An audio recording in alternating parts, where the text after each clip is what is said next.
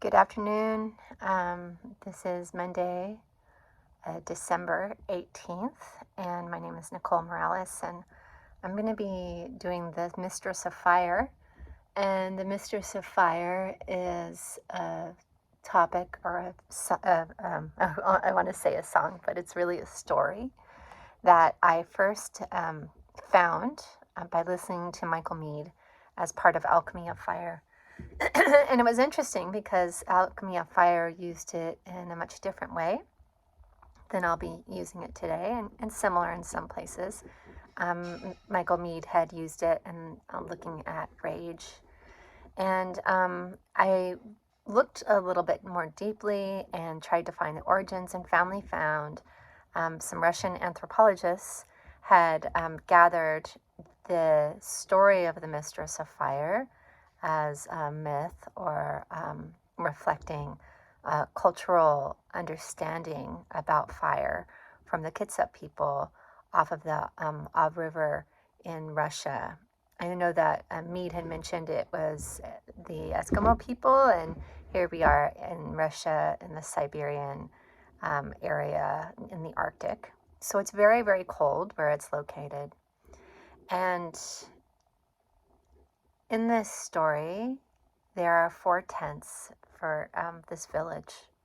And the men of these tents had gone out to hunt and find some food.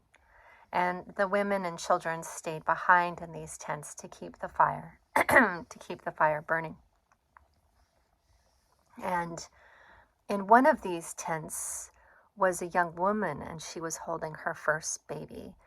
And she was sitting there by the fire, and then she went ahead and she took a bunch of wood and she put it on the fire, and the fire got bigger and bigger, and she threw some more wood on the fire, and it got bigger and bigger as she sat there with her firstborn baby.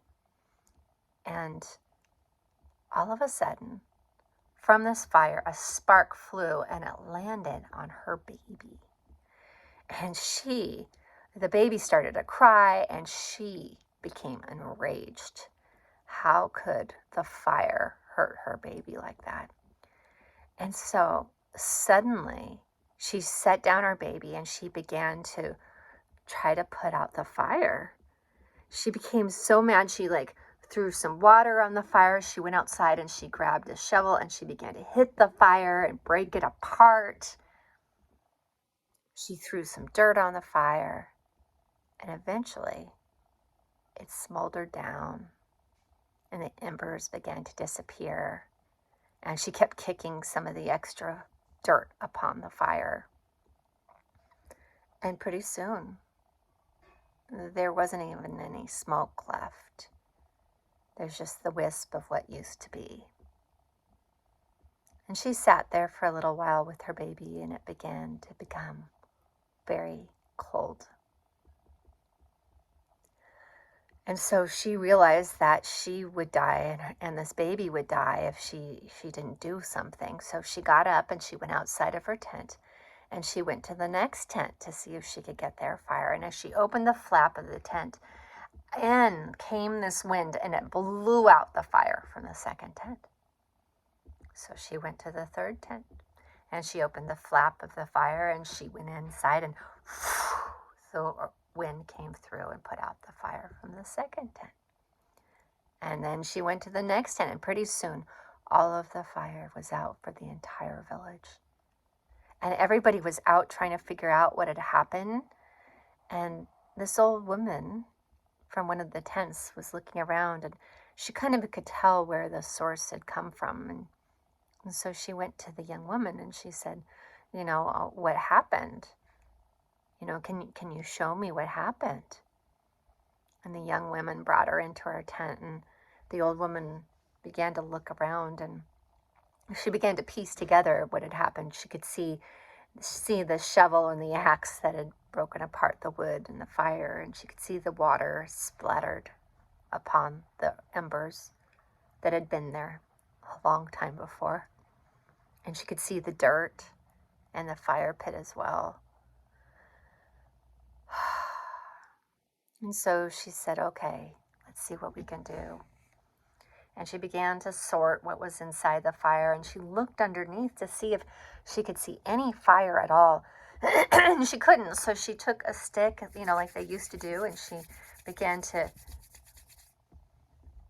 try to start the fire with the sticks rubbing against each other, but it would not light. And she'd done this many times before. And so she looked even deeper into the fire, and she could see a little tiny chispa, a little tiny ember. And she could tell that it was the Mistress of Fire herself. And she said, excuse me, we're trying to start some fire here. Can we please have some fire?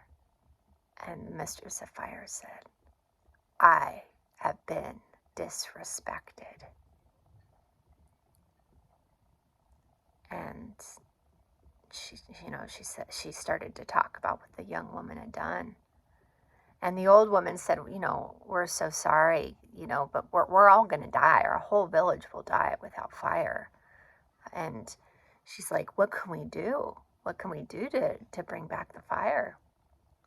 And the Mistress of Fire, stayed with, I have been disrespected. She's like, there's only one thing that you can do for the fire to return. And the old woman was like, well, what is that? That young woman has to sacrifice her baby to the fire. The young woman just gasped and held on tight to her baby. And the old woman said, okay. And she sat there next to the young woman while she cried and held her baby in the cold. And they both knew that everyone would die, including the baby, if she did not make the sacrifice. So the time came when she lifted up her baby and she handed it into the fire to the Mistress of Fire. And from the heart of the baby, the Mistress of Fire started the fire again. And the fire was brought from one tent to the other. And the old woman told the young woman, your sacrifice will be remembered. It will be remembered for many generations to come, that you made the sacrifice so that we could all have fire.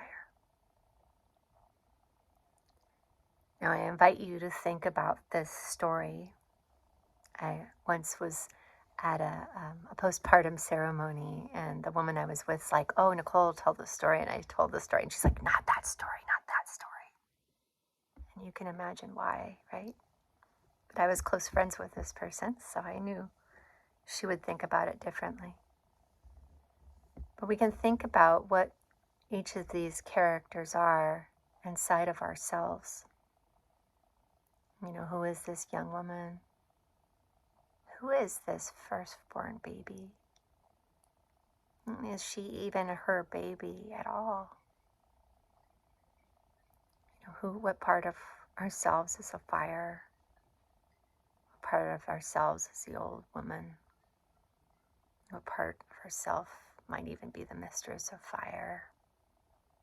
What parts of ourselves might be the tent?